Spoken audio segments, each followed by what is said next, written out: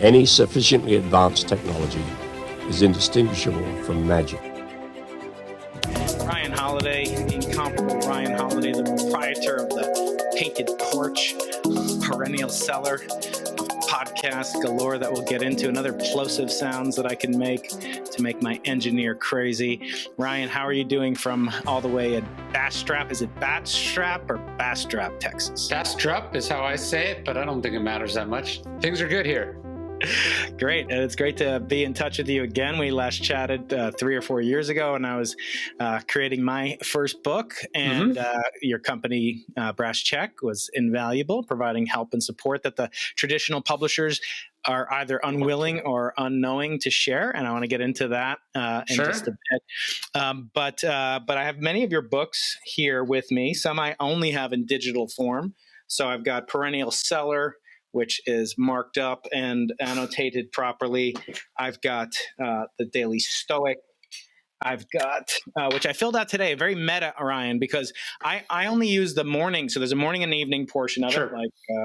But I only use the morning portion for the answer the question, the homework assignment. And being a professor, I have to modify and do my own thing. So in the evening, quote unquote, section, I fill out what I'm looking forward to doing today. And today I said, I look forward to speaking to the author of this book on the Into the Impossible. Very meta. Oh, wonderful. All right. Yeah. I'm excited. And then this book, which I removed from my bedroom, it's a sexual guide, growth hacking, that I keep in the bedroom, and many, many other books, Ego is the Enemy. And we're going to get into all those. But first, I want to commend you on Courage is Calling, your latest contribution to your oeuvre. And I want to just commend you on it. It's such a delightful book. And I think in writing it, I was worried up until the very end when in the audiobook, you read the audiobook, I was scared, fearful, if you will, that there wouldn't be any self-examples. There wouldn't be any worked examples, how we actually do that. And thankfully, you did that at the very end. But I want to start, as I often do, with what you're told never to do, which is judging books by their cover. So, Ryan, walk us through the cover, the title. Why'd you start with this of all the cardinal virtues? And what is that lion doing on the cover? Well, of course you should judge a book by the cover. That's why they have covers. That is what the job of the cover is to do. It's to catch people's attention and to symbolize or frame or evoke the themes or the ideas that the book is supposed to be about. So when people say that, I find that it's either just sort of a reflexive thing they don't really understand, or when I hear authors say it, that sounds like an author who's going to have a real crappy book with a real bad cover that's not going to sell copies. So what was interesting about this one is, so Ego is the Enemy, Obstacles the Way, and Stillness is the Key were sort of a trilogy. They're in our box as a trilogy. This book is roughly the same. I think it's the same size. I think we use the same trim size. But Can you hold it up, Ryan, to the camera? Yeah, sorry. There was same trim size, same style. Actually, let me see. Yes, exact same size. That's what I remember. But I wanted to symbolize that this was a similar book with a similar approach, but thematically distinct and different. And so that was sort of the needle to thread there, was how do you make it feel part of a theme, but also make it stand out. This is sort of what we settled on. Originally it was just the lion. The lion is typically what the ancients used to symbolize courage, as far as like an animal, spirit animal, if you will. But I felt like it didn't. The other, like Stillness and Obstacle and Ego, they feel very modern, and I wanted something in it that evoked the classical origins of it, or that evoked the history. So that's where the Roman mosaic going around the edges came from. Trying to think what else. One of the tricky things that happens as books really start to work, and sort of a tension between artistic and marketing concerns, is like, what should be bigger, the title or the name, right, of the author? Because, like, you know, I would think you would want the title to be biggest because that's what it's about. But if you think about it, more people have heard of me at this point than have heard of the title of the book that I just made up. So it was sort of a tension between how big should one be, and then how much other text can you get on there, whether it's a subtitle, which I originally didn't want to do, but my UK publisher made a strong argument for doing. I also had to say that this is part of a series, and then evoke there was just a lot to get on this cover, which you can tell. There's blurb, cover, or title, subtitle, image, name, #1 New York Times bestseller, and then what book of my past books was I going to mention. So there was a lot to get on this that wasn't on, like, The Obstacles Away has almost nothing on it, I guess is what I would say. And I think, one thing I get from this book, we talk about the cardinal virtues, and here in UC San Diego, we have a building with the cardinal sins, the 7 cardinal sins, and their antidotes. So what should you do if you suffer from gluttony? Not that afflicts you. You're totally jacked, ripped, and hench. But I want to know, if courage is the first of these cardinal virtues, and I agree with your assertion that without courage, none of the others are possible. But what are the antipodes on the cardinal compass? So I started with courage for a couple of reasons. Number one, it typically tends to be listed first. It's courage, and then temperance, justice, wisdom. That's how I tend to find it rendered. Sometimes justice and temperance are flipped. Sometimes wisdom is first, but in my experience, courage is almost always listed first. I don't know if that's an alphabetical thing or what, but courage tends to be listed first. And I think it's the most timely of the virtues. And I would argue the least divisive / polarizing of the virtues. Every society that has ever existed has held up courage as a primary virtue. Justice, we can have different opinions about what justice is. Wisdom is important to people like you and I, but perhaps not immediately sought after by the entirety of the population. And I couldn't think of a worse book to start a 4-book series with than Temperance. So that was sort of the debate there. If I'm thinking about what the opposites are, I don't know what I would say emphatically is the opposite of each virtue. But as you know, Aristotle says that all the virtues exist on a spectrum, and that they don't have one opposite, but 2 opposites. So courage, the opposite of courage is not cowardice. The opposite of courage is cowardice and recklessness. Courage is the midpoint between those 2 extremes. And so, temperance is the midpoint between too much and not enough, right? Justice, there is, let's say, generosity. It might be, a virtue of justice, or let's say honesty. Too much honesty and not enough honesty. A lie of omission is a lie, but also, radical candor might itself be a kind of a vice. So when I think about the virtues, I don't just think about them as terms of what's their opposite, but so much as like, what is the right amount of this trait, and how does one apply it effectively in the right situations? Mm-hmm. And along those lines, I kind of felt, and kudos to you for citing one of the few things Aristotle was right about. Yes. Almost everything he said about physics was completely wrong. There are not 4 elements in nature, and heavier things don't fall faster than lighter ones. But I agree completely with that. And you make the case also in the book that love is sort of concomitant with courage. But it came to me as sort of, as I listened to it, that there's a paradox at work, because to be courageous, you can't be courageous if you're not risking anything. Like, it takes no courage, for somebody to write a book that slams President Trump. I'm sorry, that doesn't take any courage right now. On the other hand, it takes great courage, during it to defend. I mean, I know how you feel about Trump. We're not going to talk politics. We never talk politics on the show. But you can't have courage without risk, and yet you can't have risk without there being a possibility of loss of control. And I wonder, how does that mesh with this philosophy of amor fati? I think I read that as fat I, as in me. But tell me, how do you mesh this, ability to relinquish control, manage risk, and then also risk perhaps much greater things than just keeping your mouth shut? So the way I think about courage is that there has to be danger, there has to be a certain amount of uncertainty, or it's not courage. That's not to say it's not valuable, but if I said, hey, if you quit your job and pursue this other thing, some private venture, it will 100% be successful. And along the way, no one will doubt you. And you will be universally beloved for it from start to finish. Of course, you should say yes to this, right? Like, why would you say no? I've just offered you a guarantee. But no one would describe that as a courageous decision, right? Because there was the outcome was preordained, it was known. So to me, courage is when you're putting yourself out there, when you're stepping out onto the limb, when you're throwing yourself, the leap into the dark, right? As they say.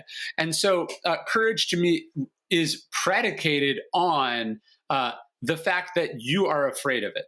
Now, I guess we could really get semantic about it and go, maybe the outcome is known to everyone but you find it personally scary for the following reasons. Now, we could get into that, but the point is, you have to be scared of it, or courage is not required or possible. So I think that's step one. It's knowing that when we're talking about courage, we're talking about some risk, some level of uncertainty. I think where it gets tricky is just because it's risky and you do it doesn't mean that it's courageous. So I don't just mean I don't just mean that in the sense that like we're talking about outcomes. I'm saying was it the right thing to do, right? So at least in regards to the virtue of courage, or courage as a virtue, right?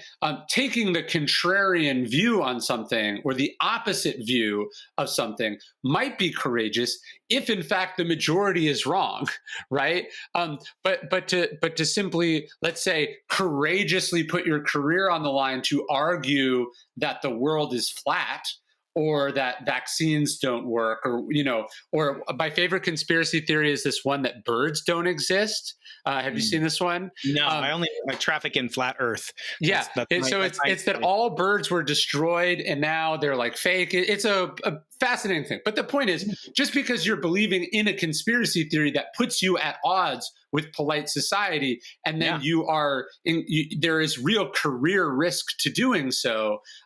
That doesn't make it courageous. It just I get these emails all the time. Professor Keating, Einstein was thought to be a crackpot. I have this theory. People are calling me a crackpot by the transposition principle, transitive property. Yes. Therefore, I am. It's ridiculous. But if you'll help me, I'll share my Nobel Prize with you. Right. Right. So courage is ultimately predicated, at least to the Stoics, on the pursuit of the right. Now, this is hard to do. We have to take a long historical view, and it gets complicated. I guess the point is, a lot of brave Confederate soldiers, there is something ultimately hollow and empty about this courage, just as there is emptiness in the courage of someone in the Japanese or the German army in the Second World War, because it was ultimately in pursuit of not just the wrong cause, but one of the worst causes of all time. Right. Yeah, and I look at that and I combine this kind of risk, element to courageous as a predicate to courage, and then I see, humans as so bad at assessing risk, compared to like a garter snake. Like we sit there and like I see my students. I always joke about this. Going to my class, they're on their skateboards. Of course, they're wearing a mask. And they're going downhill. They're scrolling Instagram, and they're not wearing a helmet. And I'm like, one of these things is like much more risky than some of the other possibilities. So I love kind that.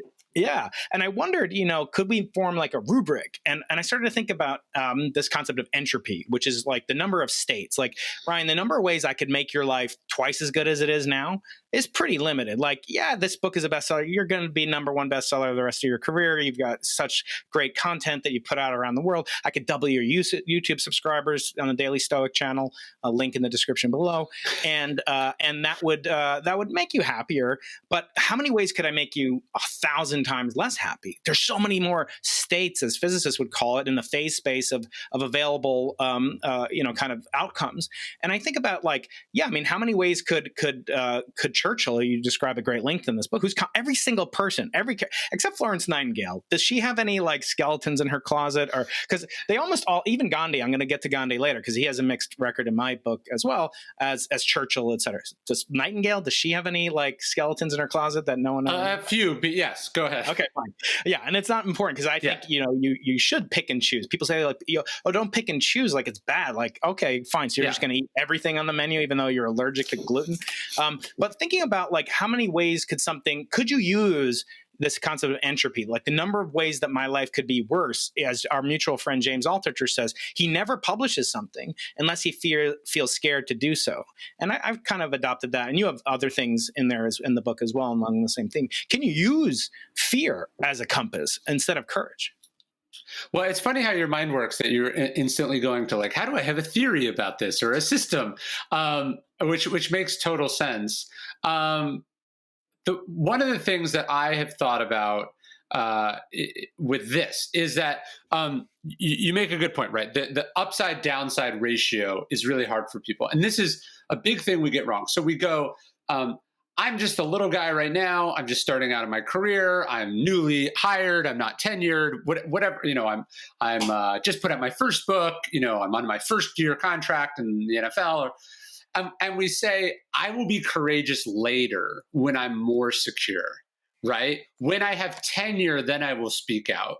When I have a long-term contract, when I have, hit the bestseller list for the first time, after I have my kids or buy my first house or whatever it is, after I get reelected, whatever. And then this is what life does to us. We never actually do that because now we actually, we think that when we have those things, we'll feel secure and that will be a base that allows us to be courageous.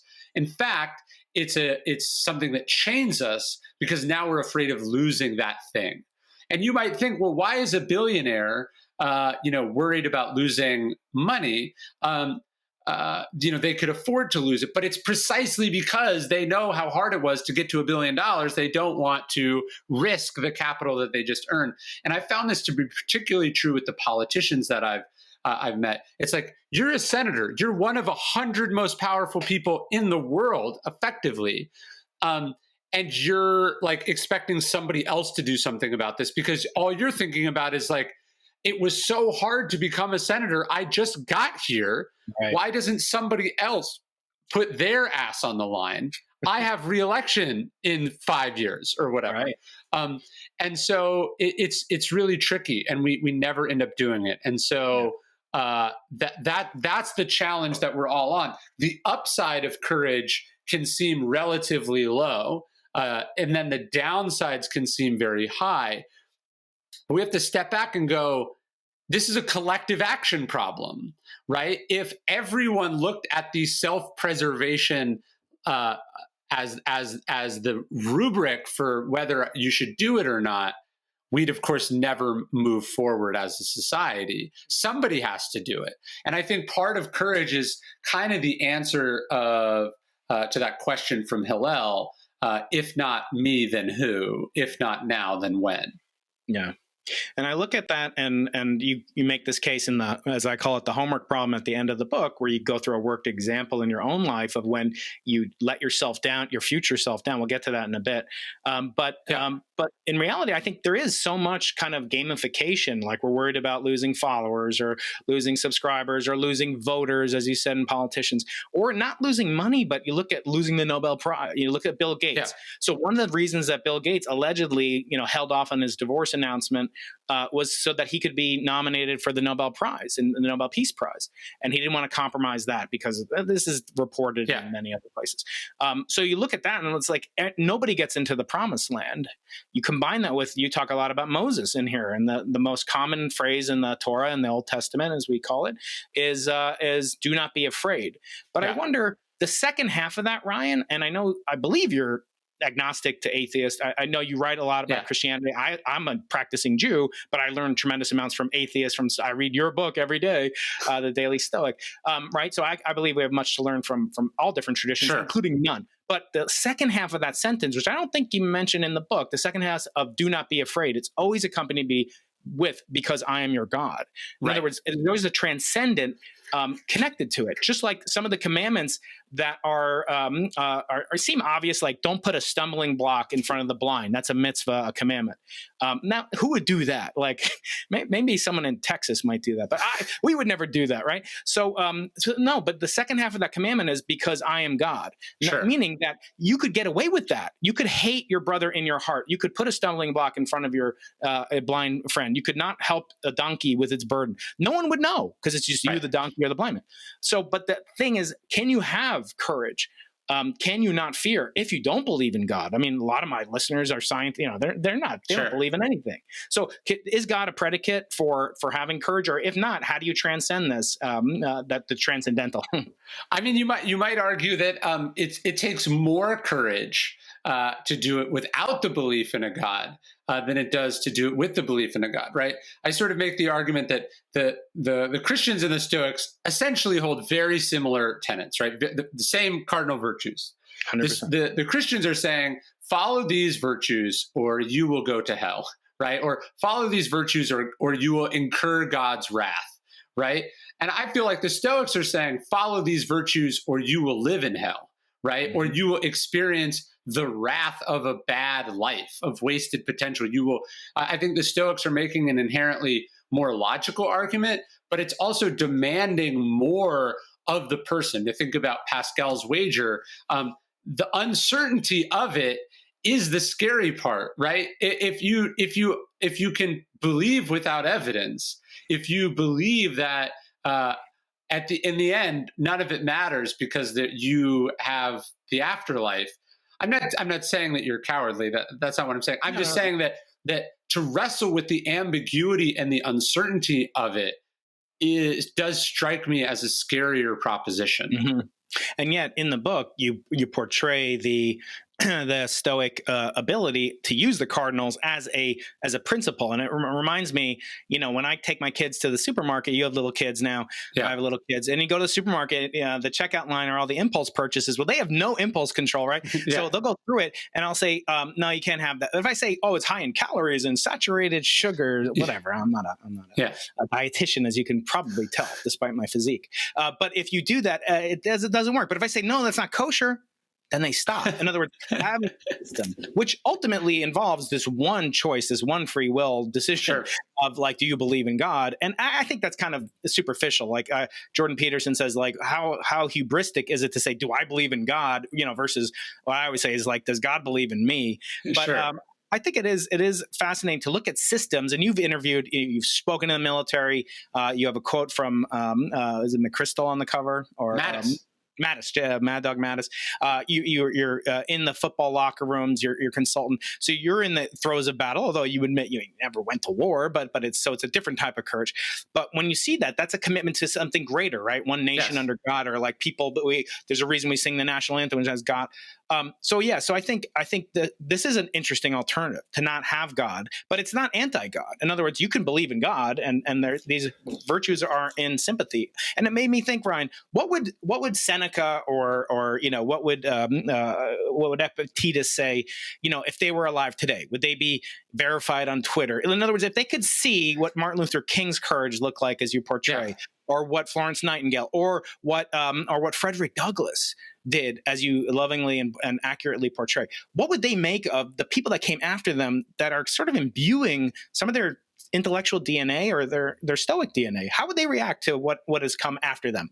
I mean, we don't know, but I would hope that they would see in the way that's like, you sort of understand your grandparents saw the world a certain way, have a certain set of beliefs, and then you flash forward to the present. You're like, I really hope they can transcend the limitations of their time and not be awful, right? Like to get past this.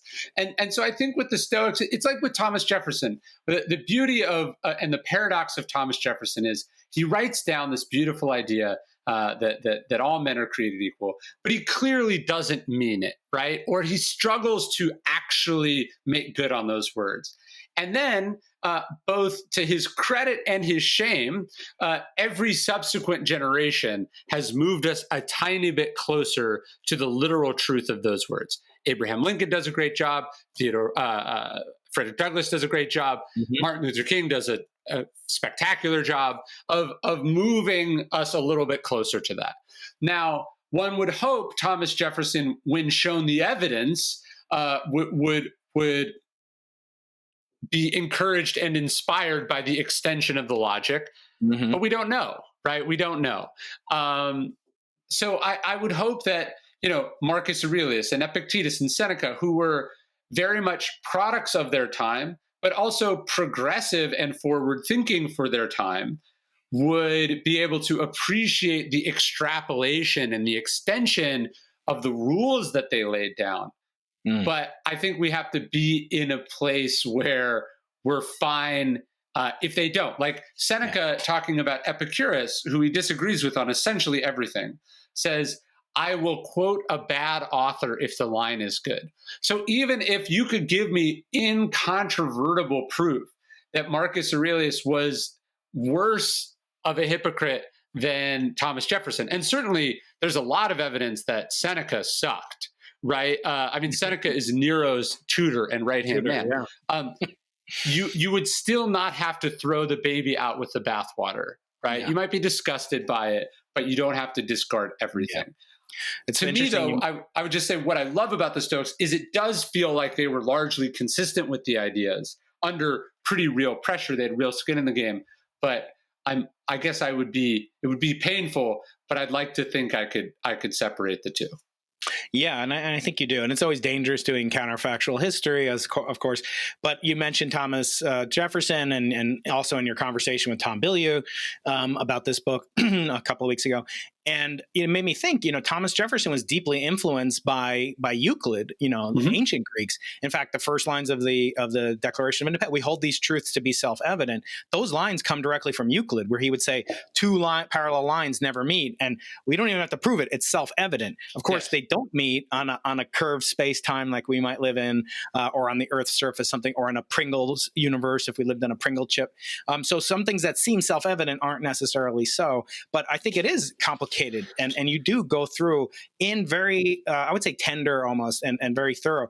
These great people, great men, great women have great flaws. They often have great flaws. And to require that they be perfect or we don't follow them, I think it's ludicrous. And that for that reason, I want to go to not the worked example that you use in the book, which is where you talk about your time at American Apparrel and this real crisis of conscience that you faced, and you handled it as you recount. And maybe you can quickly summarize the story, but I don't like to give away the book for free, so you feel free not to. But I was curious because you were, if I recall, you were in the University of California system for a while. Yes, our sister Riverside. Campus. To the north, in Riverside, and yet you dropped out. And I want to talk about that. Was there an element to that as a worked example? A lot of my audience are academics, and we face this kind of academic Hunger Games where you have to get a good grades in high school to go to good college, go to grad school get a postdoc professor, tenure. It's the whole Hunger Games. It's all the gamification. Yeah. What courage did that? Because you were much younger than you were at 23 at American Apparrel. I was wondering some of that.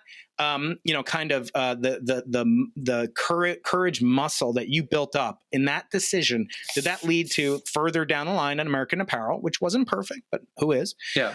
And then later on into what you did later as you talk about the New York Observer, et cetera. So take us back to that decision to drop out of college. Not that I'm encouraging any of my students here at UCSD. Me neither. Can't be mad at me. No, so at 19 when I dropped out, or 20 when I dropped out, I forget exactly. Because I came from a stable, normal, sort of middle-class home, that was unquestionably the scariest thing that I had ever done in my life. I was on a scholarship. I was in the honors program. I was on track to graduate in 3 years, and I'd already finished 2, right? So like college, I wasn't failing out of college the way that some people did. And it also wasn't like a Mark Zuckerberg or a Bill Gates situation where I was like, I'd already started a successful company, and this was like holding me back. This was the opportunity to go study under a writer and have like a real 9-to-5 job, or stay in college, stay in the bubble, get the resume sort of safety net, or not, right? And two things made it, one thing made it a lot harder, and another thing made it a lot easier. Actually, one, my girlfriend at the time, my now wife, was incredibly supportive and said, of course you should do it. This is a once in a lifetime thing. And I had some mentors who said the same thing. Now, my parents, on the other hand, said, you cannot do this. You will not just, you cannot do this. We don't want you to do it, but like, we think you will fail. You have let us down. And by the way, we're shutting off your cell phone. You owe us this amount of money for your tuition and your car and all these things, right? So it was like, it wasn't just like, hey, I'm thinking about doing this thing. There's no consequence. It was like, no, you have to pay the consequences up front, right? Yeah. So that all made it much, much scarier. And again, as a 19-year-old, you're like a leaf. You can get blown in either direction. But I ended up sort of deciding to do it. It was terrifying. And I remember I walked into the registrar's office and I was like, I'm here to drop out of college. I think it was Hinderhaker Hall or whatever. There's like one of those on every UC campus, right? So I walked in and I was like, I'm here to drop out. I said this to the little lady at the booth, or whatever, and she was like, that's not a thing. Right. She's like, there's no form for that. She was like, you can take a semester off, right? Like you can disenroll from the upcoming semester. But that's like as far as this, like, she was like, now look, by doing this, you give up your scholarship, right? Like the scholarship is, so that was an irrevocable part of it. But she was like, you're disenrolling for this semester, and then you have 10 years to re-enroll at any time. And so it was funny because I just spent like a week tearing my hair out. I was terrified. I was convinced that if this didn't work, I would live under a bridge somewhere, that I've been disowned and brought shame to my family. And then you sort of get there in the moment and they're like, no, this is like a paperwork issue, like you can come back at any time. And so that was a big breakthrough for me, because you just realize a lot of the things that you assume are permanent, that you assume are life-changing and incredibly risky, are in fact much smaller and much more of a paperwork issue than you might have been informed of. Yeah. And the famous quote, little kids, little problems, big kids, big problems. But if you normalize them, to the size or the age of the person, like your 5-year-old or whatever getting bullied at school is like you getting, facing your parents cutting off your cell phone bill, or you getting fired. Now, I think it's ironic because I do see you as an educator. I mean, that if I had to say, you're not just a writer, you're a teacher. And, of course, in the gamified world of academia, it's pretty hard to become a professor without that. But is there anything about the academic life that you miss, or that you could see coming back to, not to go back to finish your degree? It's like, yeah, Mark Zuckerberg could have been something if he got that Harvard degree, right? It's a joke. No, I love that. And I do think about that, because it was funny. As soon as I left, and then I decided, I started like working on my first book, I started going back, because I lived in Los Angeles at the time. I would go back to the Riverside Library on campus, and that's where I did most of the research for my first book. And then I wrote my first book at the Tulane Library in New Orleans. So there's something very sort of special and nostalgic for me about like college campuses and college libraries. I wrote a good chunk of Ego's the Enemy at the University of Texas Library. As my books became more successful, I sort of was able to cultivate a space of my own that was easier and just involved less sort of commute. But there's something about the space that was really important to me, and the vibe and the mood. So very much so. And look, if you told me, hey, this university wants to have you as a visiting professor of X, Y, or Z, I think it's almost the thing that you spurn in life becomes sort of disproportionately valuable to you.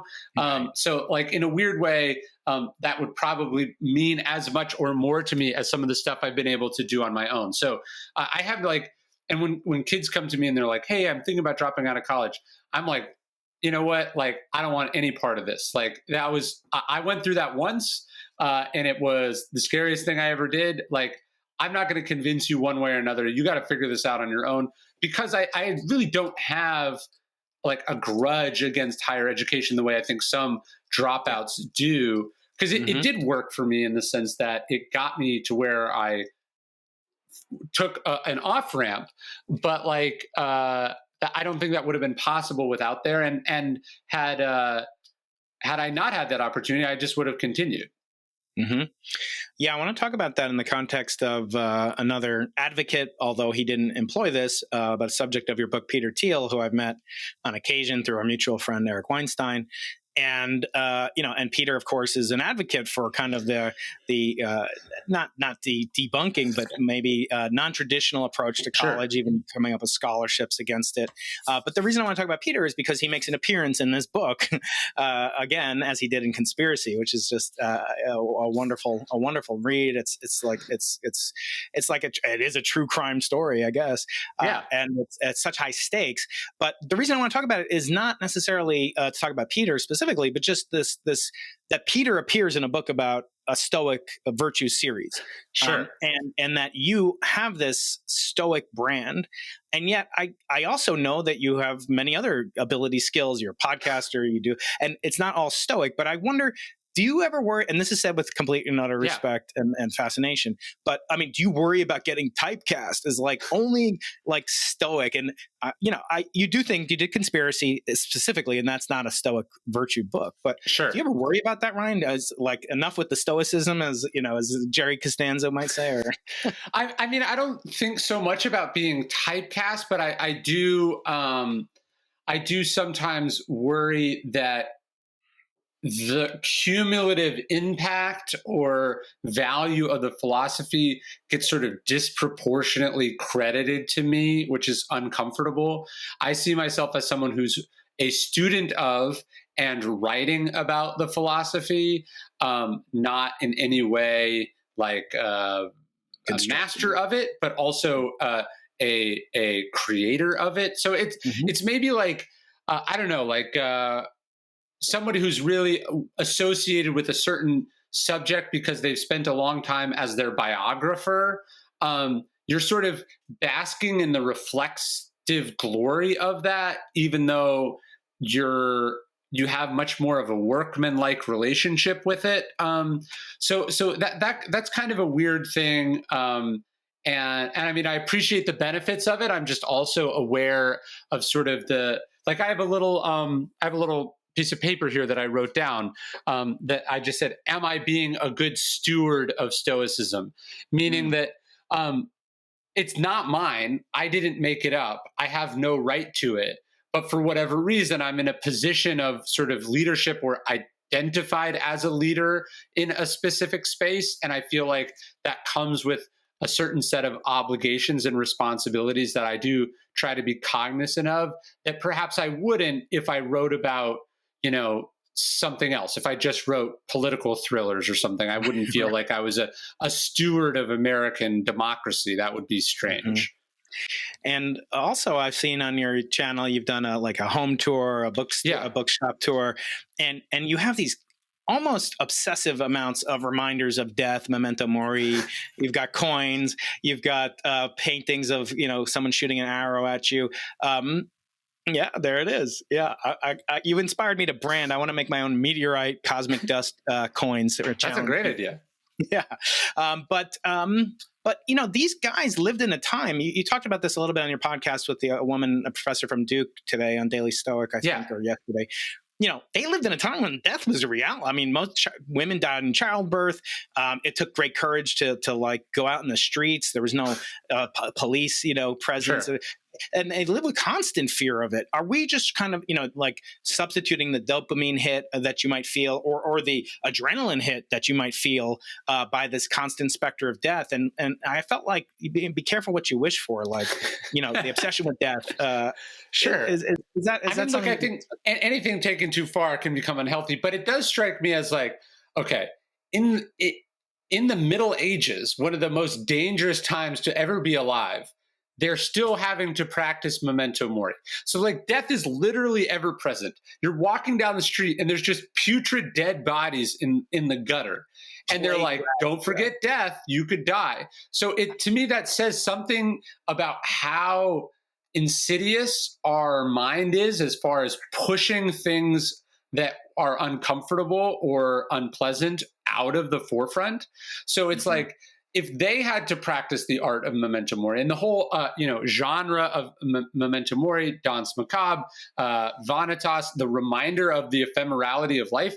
I mean, this is like thousands of years old and pervasive throughout, the ancient world. If they had to do it then, we definitely have to do it now when life expectancy is 80, infant mortality is low, and even when you do die, you die in a hospital bed, removed from, witnesses or, I've maybe seen, I know I have, but like, I would say your average person in the US has probably never seen a dead body before. And if they have, it was almost certainly at a funeral, right? Like you just think about how, not only were like people dying of unjust, executions and murders and stuff in let's say Rome, but then they would like display the bodies like as like deterrence or, political state. I mean, it might have been a strange day that you didn't see a dead body, right? And so if they had to still then write, as Seneca does over and over again about, keeping death in mind, I suspect we have to do it even more now, not to an unhealthy degree, but to some degree that we're not in denial about it.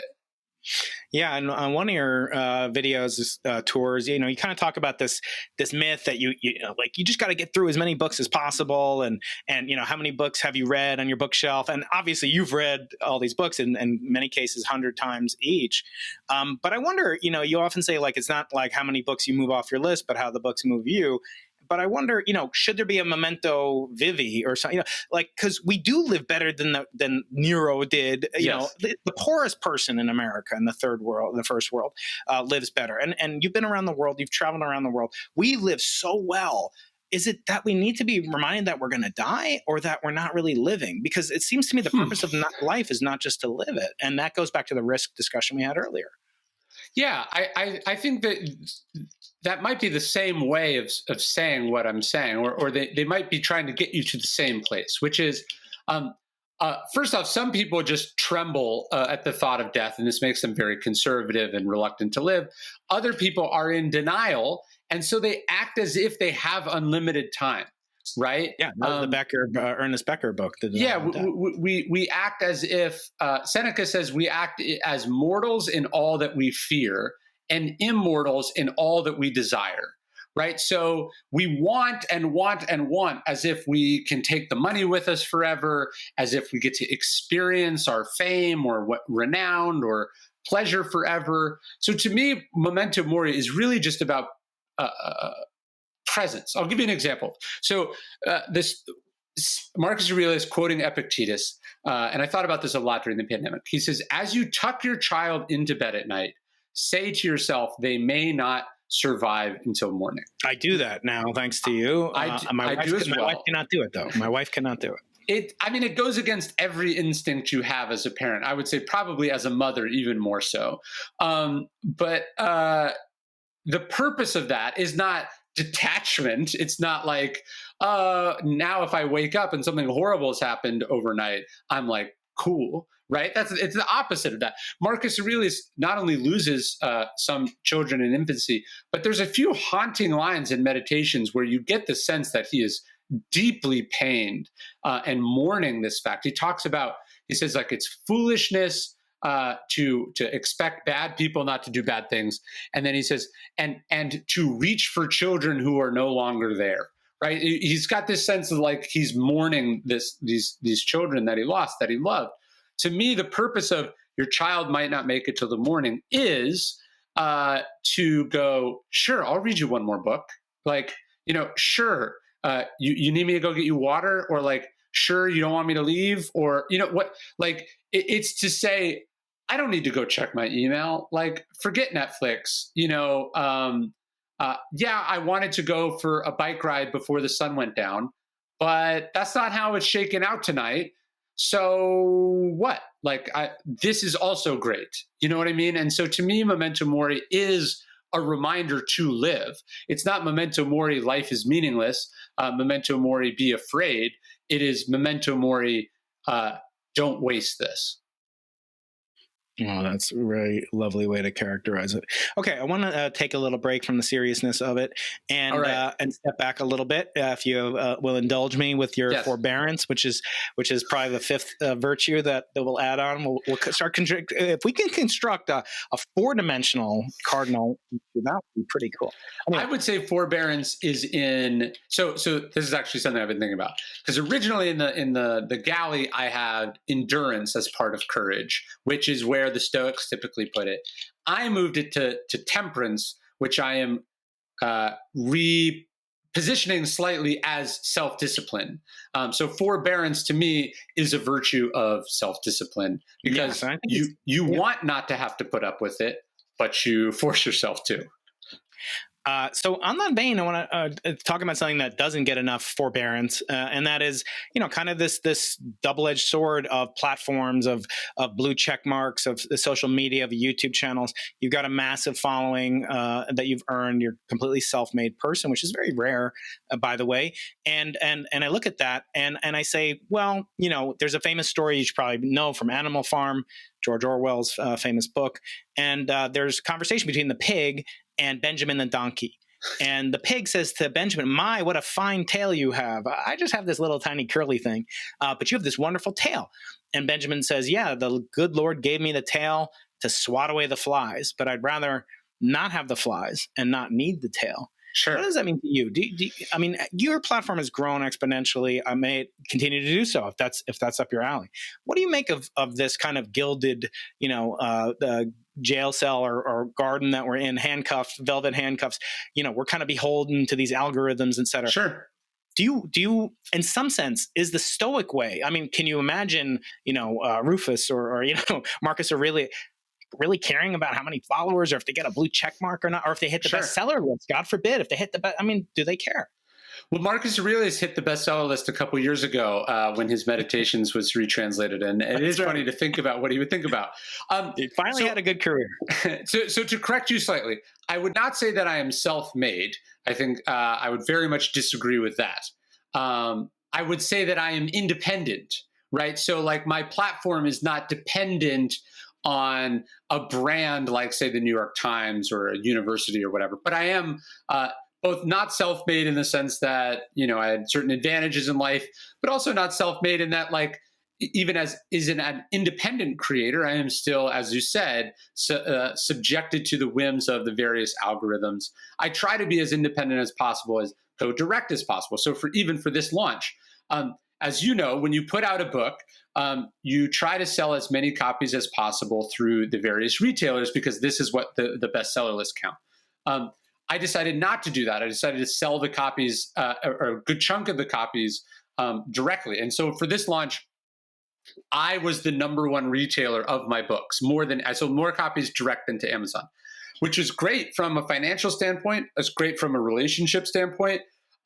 It means that I do not appear this week on the Wall Street Journal list. Sort of mysteriously appeared on the New York Times list. That makes two of us.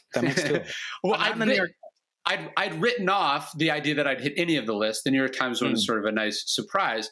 But the point is, we are all sort of at the whims of these different things, and people decide. You use the word gamification. You decide what game you're going to play. And I think the Stoics would like that expression: play stupid games, win stupid prizes. If you are chasing these sort of silly external things, whether it's the blue check mark or followers or the New York Times list, perhaps you will get them, and then you immediately realize that they are not worth that much. Ultimately, I use the platforms to spread the ideas, but I understand that the ownership of the things are tenuous at best. Not only like from a legal perspective, like Facebook owns the fans, then kick you off the platform anytime they want. But while you have access to them, I feel like you try to use that as much as possible. I have found it interesting, especially during the pandemic and then this sort of civil rights moment we're in. I have found it both interesting and somewhat depressing to see the number of people that I know with very large platforms who are just reluctant to get involved or say what they really think. And these might be the very same people who would look at a politician and go, why aren't they doing something? Why are they so cowardly? Why aren't, and then it's like, you have 1 million Instagram followers and you don't want to touch X, Y, or Z because 22% of your audience is X, Y, or Z, and you don't want to lose them. So my philosophy has been not to think about it, just to say what I think is important or say what I think needs to be heard. And then the only way I protect myself from that is I don't check the numbers so I can rest comfortably in the ignorance of what it has cost me. Right. Yes, and it can also, just again be this velvet gilded birdcage. That's a great way to describe it.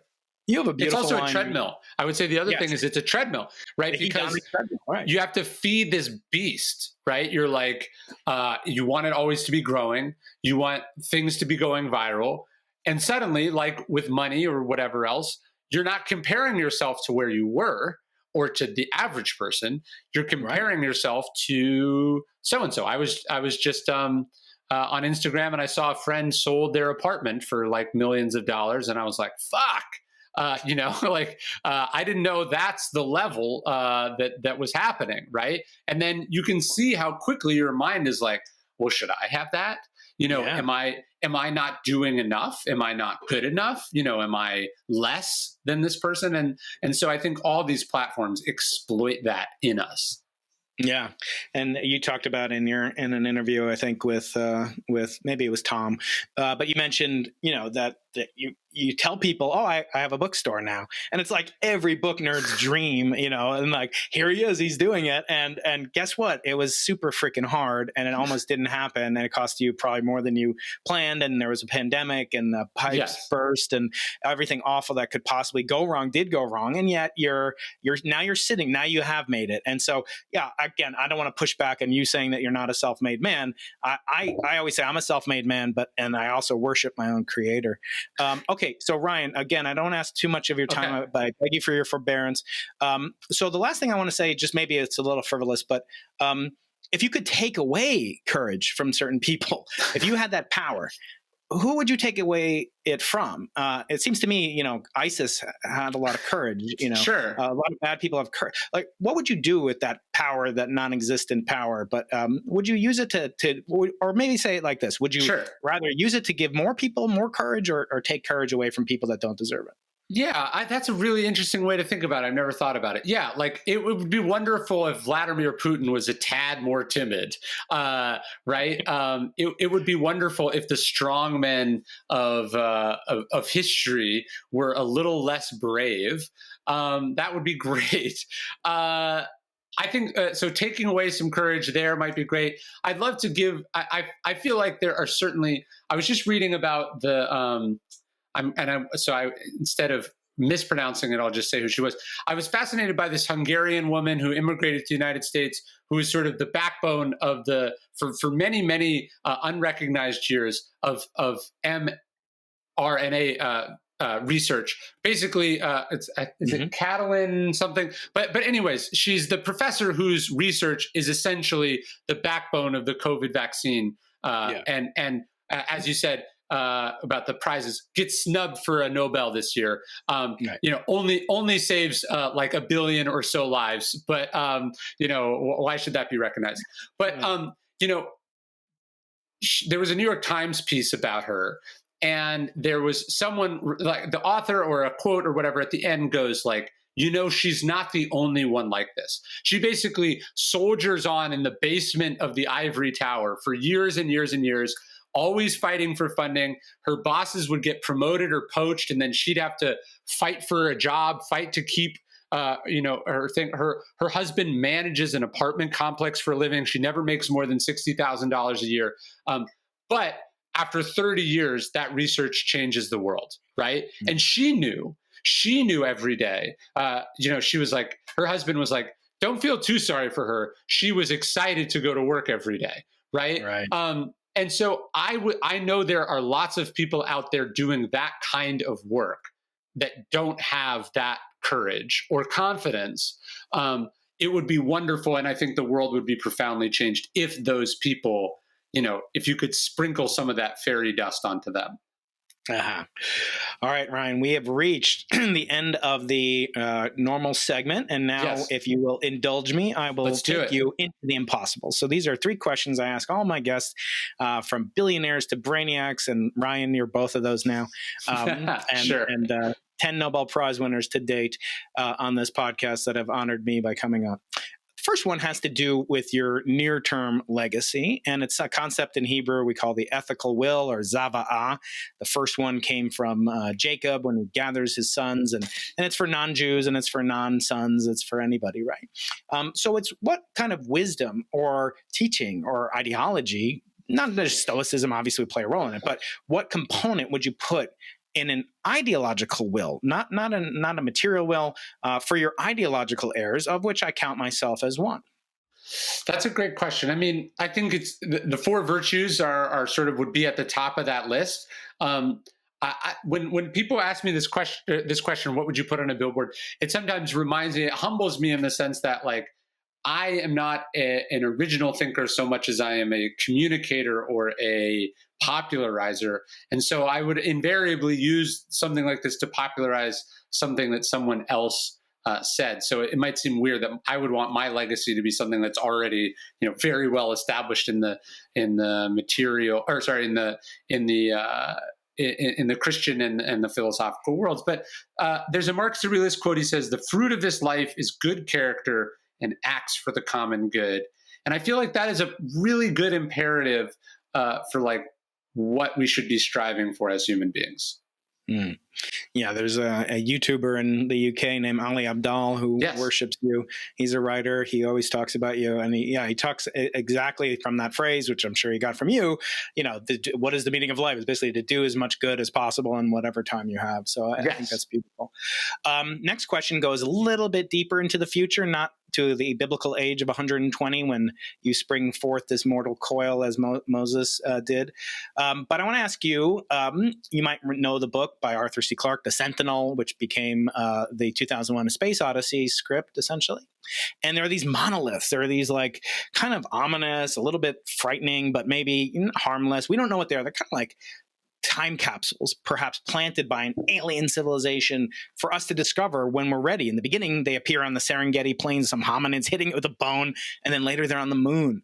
I want to ask you, Ryan, if you had a billion-year lasting time capsule, what would you put on it or in it? Don't make it like a USB key because who knows if they'll be able to read that. It'll be like Betamax. But what would you put to last, to encapsulate what greatness human accomplishment has wrought? Ooh, that's really great. I don't know. Someone once described Marcus Aurelius's meditations as the highest ethical product of the ancient mind. And I think there's something, all books, including my books, are written for an audience, right? So almost all philosophy was written with an audience in mind. Even Epictetus, even Nicomachean Ethics, these are like lecture notes from a professor speaking to an audience. So inherently a public-facing philosophy. And what I think is so profoundly amazing and irreplicable about meditations is that it is a work of philosophy intended for the self. He would be mortified, that we're reading it today. Probably, I would make up. Because it's clearly not written for that. There's notes to the self. There's weird allusions that no one would possibly understand. There's a lot of repetition. But the specificity of it becomes its universality. And I think it would be pretty magical to know that piece of work survived another 1,000 years. I mean, that it stood up for 2,000 is a pretty good run. But if you were like, hey, if you did X, you could add 1,000 years to that. Although to the Lindy effect, maybe that's already happening. But it'd be something like that. Yeah, it's funny because I remember one of the first things you said to me when we met 4 years ago virtually. You said, you know what your book's competing against? And I was like, all these science popularizations and Nobel Prize takedowns? You said, no, every freaking cat video on YouTube. And every other way that people have to not read your freaking book. And that really hit home with me. And I do try to keep that in mind. Nobody has to read our books, but they do. And maybe I'll take a 2A question and ask you, would you rather have, millions of readers a year from now, or like one reader 100 years from now? That's a good question. I mean, I guess it depends on what you're optimizing for. The Stoics sort of talk about how you're not around to enjoy your posthumous fame, so it's not worth that much.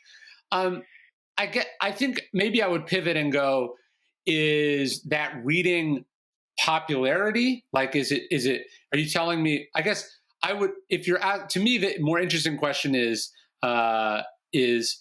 would you trade it profoundly changing one person or being popular with, but having relatively little impact with lots of people? And I would probably choose the profound impact.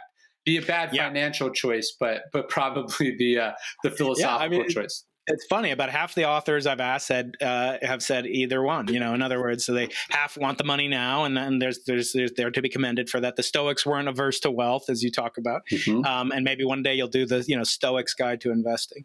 But the other half want to have an impact, right? And some of the impact is just if it affects the one person, which you should never, as you say. Okay, last question goes back in time. The only question we have that goes back in time, and it's related to the namesake of this podcast, Sir Arthur C. Clarke, whose first law was any sufficiently advanced technology is indistinguishable from magic, and I open the show with that phrase every week. And the second law is for every expert, there's an equal and opposite expert. But the third law is the only way of discovering the limits of the possible is to venture a little way past them into the impossible. And that's the name of this podcast, Into the Impossible. I want to ask you, going backwards in time, advice to your former self, essentially, what piece of advice would you give yourself? And I've always asked this of every author, not just those who have the word courage in their book title, but I said, what would you give advice to give yourself to give you the courage to go into the impossible? I would tell myself to relax. I took everything way too seriously, so I was wound very tight. And I think that made it harder to do what was like in the story that I tell at the end of the book.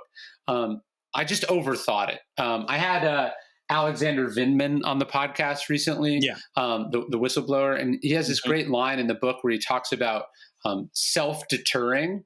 He says we self-deter, right? We do this in foreign policy. It's not that we're actually intimidated by the enemy. We just overthink it and we get too much in our own heads about it.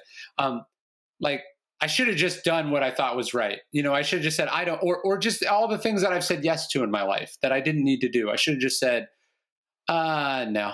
I think if I could have relaxed a little bit more, been a tad less concerned about the future, and just trusted myself a bit more, had a bit more confidence, I feel like some of my decisions in the past would have aged better.